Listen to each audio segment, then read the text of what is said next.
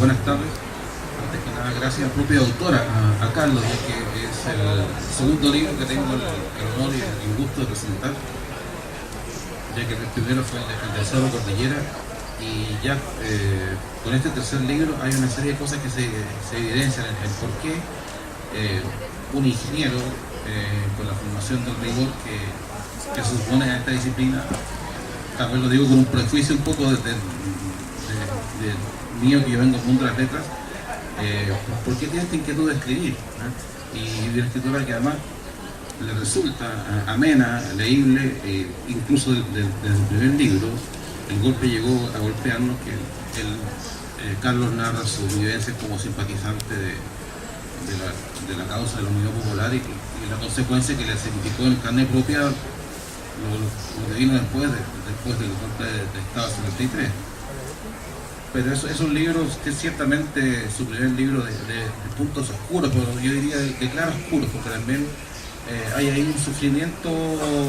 que no se agota en el mero sufrimiento, sino también un sufrimiento fecundo, entremezclado con una serie de vivencias, una riqueza de la vida universitaria que tal vez hoy día ya no se dé. Yo estoy hace tiempo en las aulas, pero creo que ya no se da como en aquella época. Y también una cosa muy importante y una constante, cada uno de estos libros tiene su propia banda sonora. Cosa parecía, puedo decir, del segundo libro, el Cerro Cordillera, como decía Ernesto, un tema desatendido, pero que una inusual riqueza humana. Me repito a recordar lo que conversábamos en aquella presentación hace poco más de un año, que en un Valparaíso, que aquí yo le robo la figura literaria o analítica a Ernesto, que tiende a ser cosificado. El Cerro Cordillera tiene hitos urbanos, tiene cosas, o sea,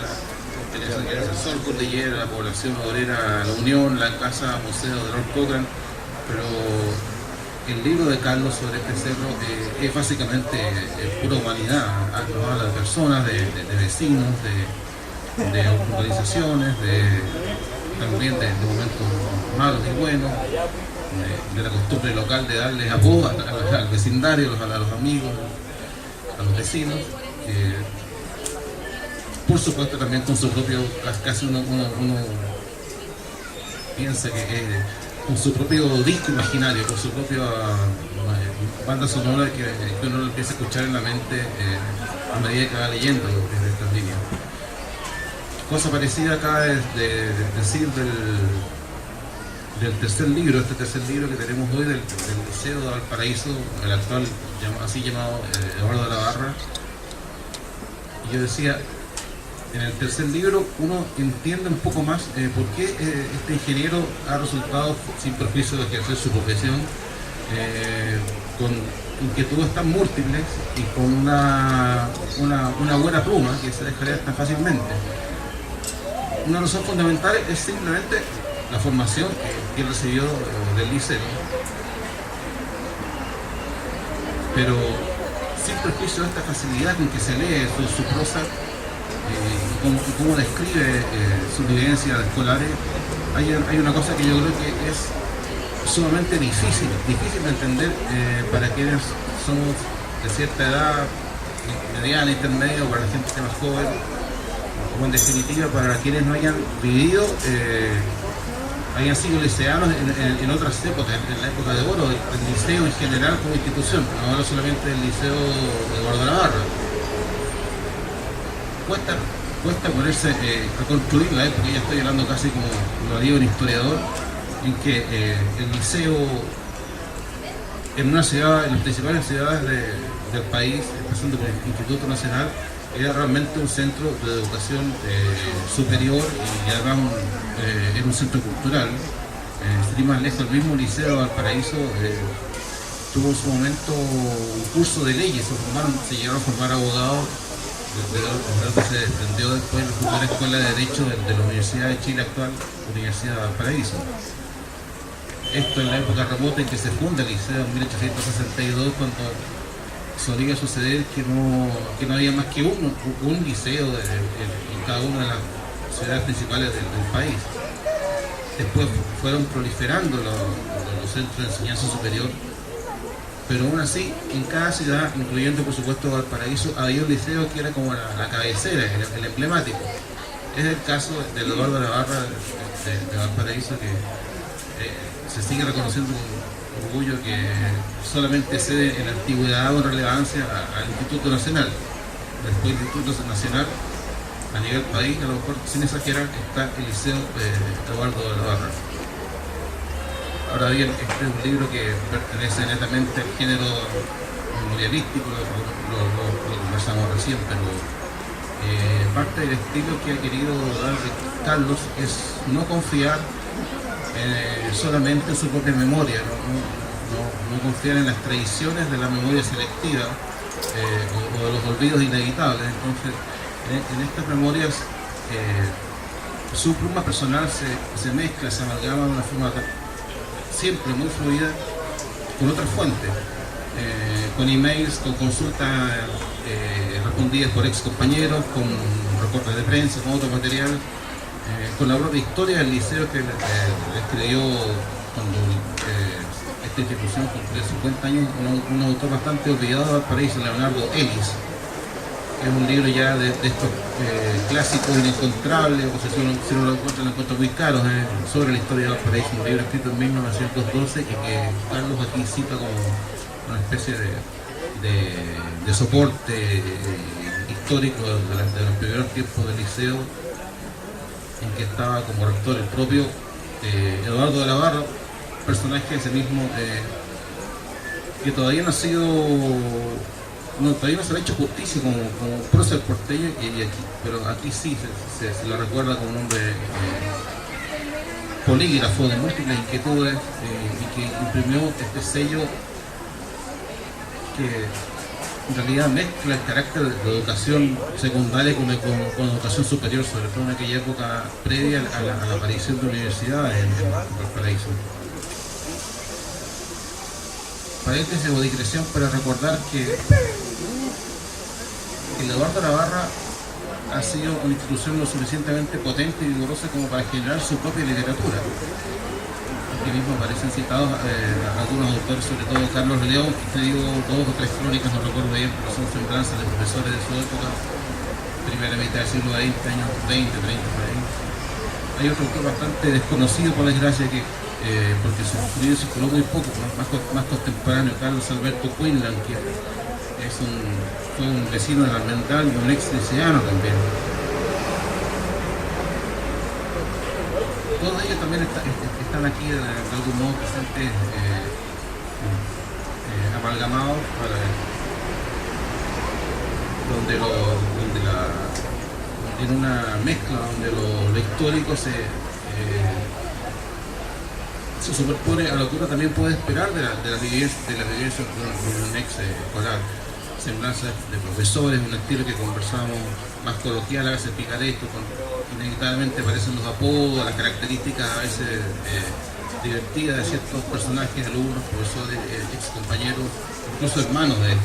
Carlos también, liceanos. Todo el anecdotario de años escolares previsiblemente está aquí presente.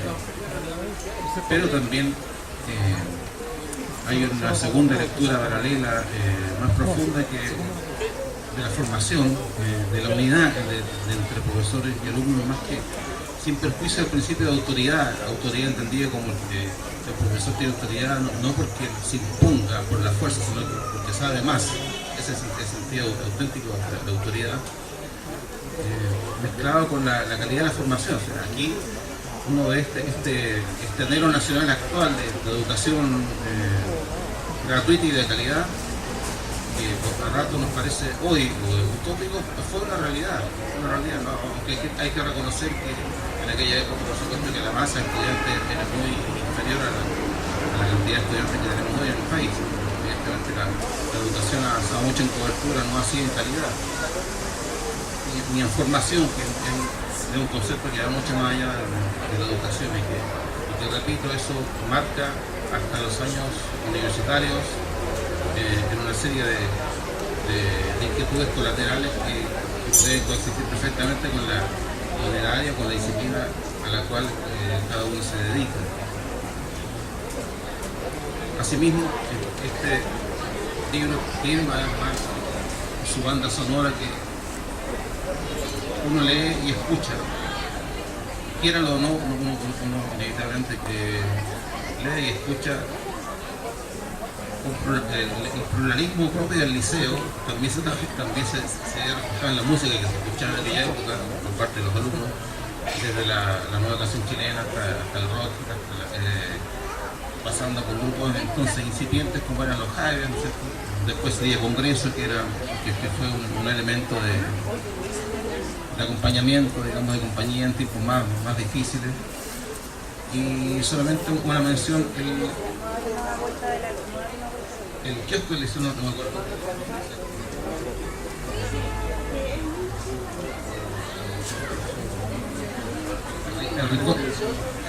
El rincón colegial que estaba frente al liceo, que tenía el gran plus de tener un bullying. Solamente les dejo eso como gancho para que eso da para toda una historia, todo un capítulo bastante sabroso para quienes sienten la añoranza de la música de aquellos tiempos. Ahora bien, lo conversamos, esto es no solamente una anécdota escolar, sino que es cómo el liceo se inserta en la ciudad.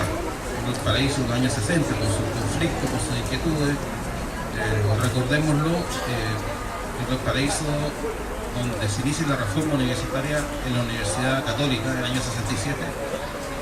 en Valparaíso antes que en Santiago, y en Santiago antes que en París. Así de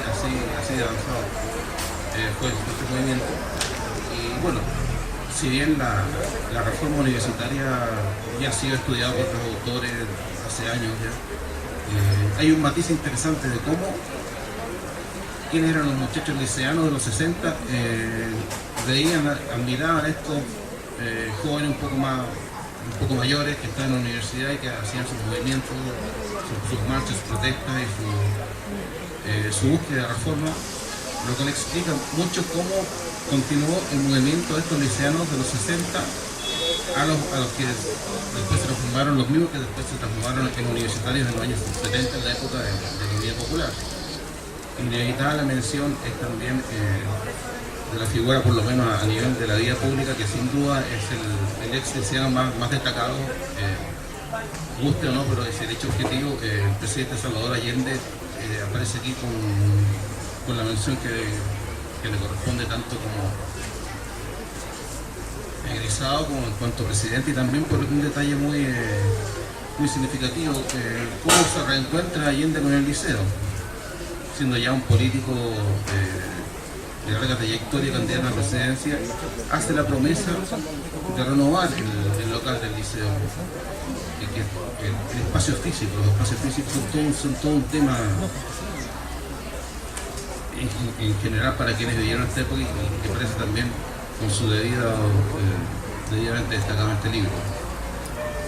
Allende eligió presidente y cumple su promesa. De hecho, el liceo, con algunas ampliaciones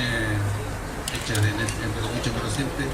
es el que se construyó durante la época de Salvador Allende, y bueno, y ahí está en la avenida Colón con su estampa característica, con su arquitectura tan propia de los años 70. Ahí Allende cumplió su promesa, pero eso también tuvo un costo muy especial, que fue el que aparece en la portada. En la portada de este libro representa la antigua fachada del liceo, que inevitablemente se tuvo que demoler. Hay que decirlo, de creación, ilustración de un destacado artista de la zona, Claudio Francia, el artista muralista. Exalumno también, bueno, hijo del cineasta Aldo Francia. Uno de los tantos hijos desvanecidos de Valparaíso, hijos urbanos, como podía hacerlo, no sé, el antiguo edificio de la Bolsa, por ejemplo. No sucumbió, en su momento fue dañado por los terremotos, pero sucumbió a la modernidad de la necesidad de construir un nuevo local. Pero este pórtico también mereció en Carlos una